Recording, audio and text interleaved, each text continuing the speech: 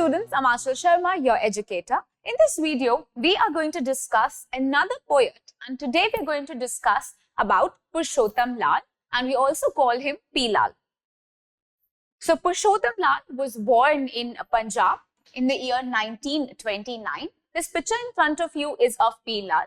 He immigrated to Calcutta with his parents at the age of 1. At a very young age, he settled in Calcutta with his parents. He was educated there only, so he educated himself in Calcutta. And P. Lal is now a professor of English in the St. Xavier's College in Calcutta only. He is a prolific literary journalist, founder of the very important The Writer's Workshop, and a very accomplished poet as well. He has dedicated all of his writings to the very sensibility of writing, and we know that he writes with a very lyrical impulse. So along with the very important works, some of the very important works we're going to discuss in this video, these are as follows. We have The Parrot's Death and Other, and this is the poetry collection. It came out in 1960. Love's the First in 1962. Then Change, They Said in 1966. Then Draupadi, and we have the Jayadratha, and this text came out in 1967. We have The Man of Dharma and the Rasa of Silence. It came out in 1974. Calcutta, a Long Poem in 1978. And the verse transcreations of Gita was also done by P. Lal. So P. Lal is a prolific writer. He is someone who writes with the sensibility, and he basically is writing about the art of writing. So he's a very accomplished poet. He's not only a poet, but he's also someone who does literary writing, and he's a literary journalist also. Also, he's the founder of the Writer's Workshop. In the previous video, we have discussed about Writer's Workshop and the other writers that were associated with it. He had this delicate sensibility and lyrical impulse with which he writes the different poetry. Some of his poetry collections, as I told you, are The Parrot's Death and Other, Love's the First, Change, They Said, Draupadi and Jayadratha, and we have The Man of Dharma and the Rasa of Silence. Then we have Calcutta, a Long Poem, and he has also done some transcreations of Gita. So P. Lal's achievement as a poet, or a critic, or as a translator, he preferred the term of transcreator, right? He has created a lot of things, is basically overshadowed by a very huge work that he has done, and he is someone who came forward with an institution called as the Writer's Workshop. So how much how much brilliant or prolific his work can be, but what is the most important for which we remember P. Lal? It is because he started the institution of Writer's Workshop. So P. Lal's achievement, whether as a poet or a critic or a translator, which according to him is called as a transcreator, are overshadowed by the banyan tree effort that he has taken, and that is the bringing up of the Writer's Workshop. He is one of the major voices of India's post-independence period. And then he is writing the poetry in the English language. He is in fact one of the poets who brought in the modernist aura to the Indian English poetry. So he is someone who is bringing with him the sensibilities, the lyrical capabilities, and also the Englishness. So he is someone who is writing the major concerns about the post-independence Indian English poetry, and he is someone who brings with himself the modernist aura. It may be mentioned here that he was one of the earliest scholars to anthologize the poems in the modernist strand. So according to the modernist strand, he is someone who is the first one who will anthologize and will start anthologizing the different poetries. He wrote an introduction to the modern Indo-Anglican poetry, which he compiled and edited in 1959. So in your paper, basically not all his poetries are important, but his other critical works becomes very important. And I've seen questions being asked from symposium and other works that he has edited or he has collected. There are other essays and other critical works that he has written. So not only he is famous as a poet because he's the one who starts anthologizing the different poetries in the common strand of modernism, but he's also very famous because he's writing about the art of writing the poetry. Also, why he is very famous, one more thing is that because he is someone who started with the writer's workshop. These are the few things that you should know. A very important work by P. Lal is the Indian Writing in English, a symposium. It is edited by P. Lal, which came out in 1961, and it is a PYQ also. So you should remember that this work, a symposium, Indian Writing in English, is edited by P. Lal, which came out in 1961. It dealt chiefly with the seminal issues concerning the Indian writing in English. So he is writing about the act of writing in English and how the Indians come forward and write in the post-independence period. So he's writing about the problems that we face, which language to use, which language should be the one that each poet should come forward and talk about. Mother language should be something that you are using, or it should be English that you are using, Hindi should be used. All of these things are discussed in his anthologies. Potentially, he is writing about the English language in the expressing of the Indian imagery. So, the potentiality of the English language in expressing the Indian imagery, myth and the archetype, the culture and the tradition, as well as the efficacy of the representing Indian creative expression are some of the issues that are dealt in the essay, and they are debated on in this work. So in this work, a symposium, we find that he is basically talking about, all of these essays are talking about that, can you basically write in English while you are explaining the images that are seen, that are very much Indian in nature? So Indian images can be expressed in an English language. Is it fair to do? How can you express about our own culture, about our own tradition? There are so many myths, there are so many archetypes. And he also discusses on the efficacy of representing the Indian creative expressions, that we cannot do away with the Indian expressions. Here, you should remember the word chutneyfication, right, that Salman Rushdie talks about. So you cannot leave the essence of our own country, but of course, in a very modernized manner, you need to express yourself. Any language you are expressing will always fall short if you don't express the things properly. These are the few things that in his work, a symposium, P. Lal talks about.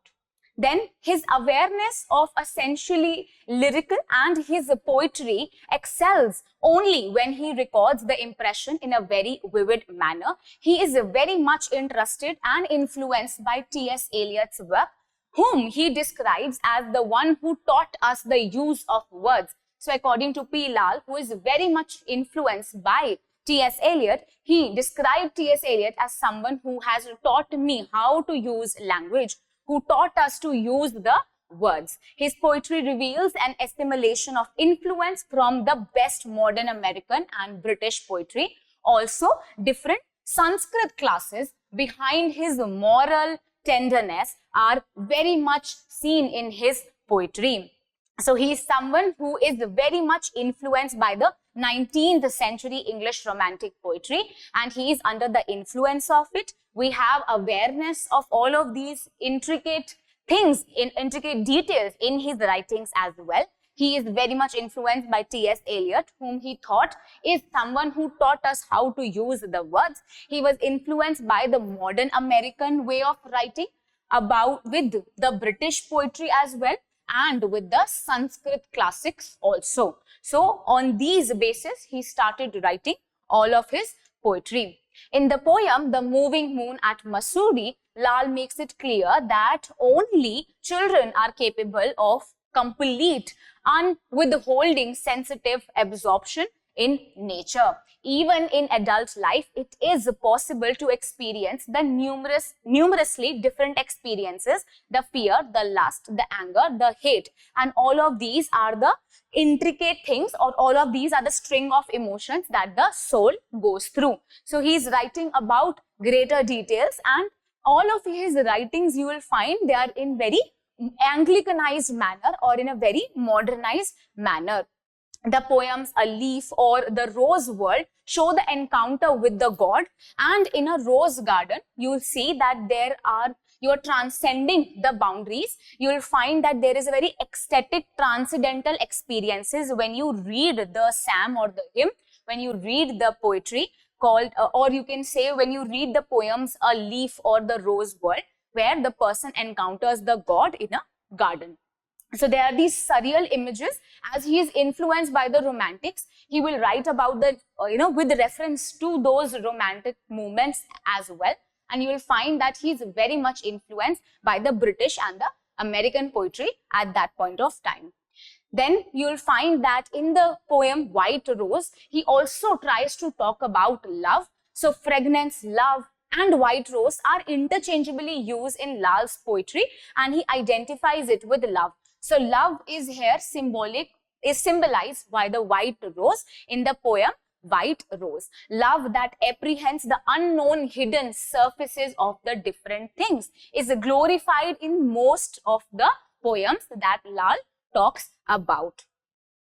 P. Lal's very important work is The Concept of an Indian Literature. It came out in 1968. In this work as well, in The Concept of an Indian Literature, like the work of Das Gupta, he himself is writing about the art of writing, and it is an attempt towards a good form of literature. He says that he does not dwell as much on the subject or the title of the book, but he is writing about the different aspects of literature in India. He is writing that how literature is flourishing and how we came to this juncture of writing different literature in different languages in our own country. This book, The Concept of an Indian Literature, it came out in 1968. It is divided into different essays. So this book contains 6 essays: Literature and Myth, 3 myths, Sanskrit drama, Rabindranath Tagore, contemporary Indian fiction, and the last is the Indian writing in English. A very important essay, and it has been asked in the paper also. The Indian writing in English. So he is writing about the act of writing, as I told you, how we are portraying the Indian images, Indian myths using a foreign language. Then another important work or essay you can say is The Alien Insider, essay on Indian writing in English. It came out in 1987. It's a collection of different review, notes and memoirs which he was writing since 1950s. Again, what is the basic title or the basic theme about which he is writing? He is again writing about the feelings of alienation that you are feeling sometimes because you are not using your own language but a different foreign language. T.S. Eliot, Homage from India, is another work that he has written. It came out in 1965. As the title indicates, he is now writing different essays and different elegies in honor of T.S. Eliot after his death. He also edited a special volume of Miscellany in 1965, which was dedicated to T.S. Eliot. I believe a few years back, this question was also asked. There are a few other critical works like The Lemon Tree of Modern Sex. We have Gandhi's English, and very important text, What is Indian in Indian Literature? Another important text, and he has all of these texts that are written are somewhere pointing towards the act of writing itself. Then let us quickly revise. There are few poetry collections, few anthologies, and there are other critical works that you should know. You can read with me or you can take screenshots. You should know at least the names of the different works. So different poetry collections are what? The Parrot's Death and Other Poems. It came out in 1960. Then Change, I said, in 1966. Draupadi and Jayapadra and other poems in 1967. Then we have Yakshi, and these are the other poems that are written in 1969. The Man of Dharma and the Rasa of Silence, 1974. The collection of poems of P. Lal. These are the different poems were collected together and were published in 1977. And Calcutta, a long poem. Now this is also important, and this is itself important. It is written, all of these are written by P. Lal. Then we have some critical works. These are important as well. What are these? The Art of the Essay. It came out in 1952. Then we have Transcreation. 2 essays were there in 1972. It came out. The Lemon Tree Modern Sex, 1974. Then we have Alien Insiders. Indian Writing in English, important. It came in 1987. Then we have 33 Eschates. It came out in 1987. We have Personalities, 1987. And The Tyranny of Irony. This was a report. It came out in 1990. Then we have different anthologies. Different anthologies are the compilations that we have. So he has written about T.S. Eliot, Homage from India. This is only that you should remember at least. This is the most important one. Then the first WW story anthology. It was also edited later. It came out in 1967. Then we have the other editions that are also important, right? He has also worked on Vyasa's Mahabharata. He has also written about it, and it came in volume 1 and volume 2. So these are the few things. Then he has written autobiography as well. Autobiography, the name of his autobiography is Lessons, and it's account of his near-death experience in the Michigan hospital in 1989. So it came out in 1991, and that experience of a near death was in Michigan hospital in 1989. So his autobiography is called as Lessons. He has written one work that is for criticism, very important, The Concept of an Indian Literature. It came out in 1968. So these are few important works of P. Lal. I hope you have understood all of these. I will take you through the work so that you can take screenshots. So these are the different poetry first. Then we have different critical works. Then we have anthologies. And then we have the autobiography and one criticism work, that is The Concept of an Indian Literature, that came out in 1968. So these were few works of P. Lal. Why is he so famous? First of all, he is very famous because he has written a lot of not only poetry, but he is also famous for his essays and the literary works in which he is basically talking that how you can write about Indian myths, Indian culture in a very foreign language, which is the language that you should use. So these important things are discussed by him. Also, he is someone who is very important because he is the founder of the Writers Workshop, where all the writers came forward and wrote about our country in the post-independence era, right? So I hope you understood what I had for you in this video. P. Lal is important for all of these things. I hope you have understood and you have started making your own notes. If you have any doubt, you can write it in the comment section and I'll surely reply to you. Thank you.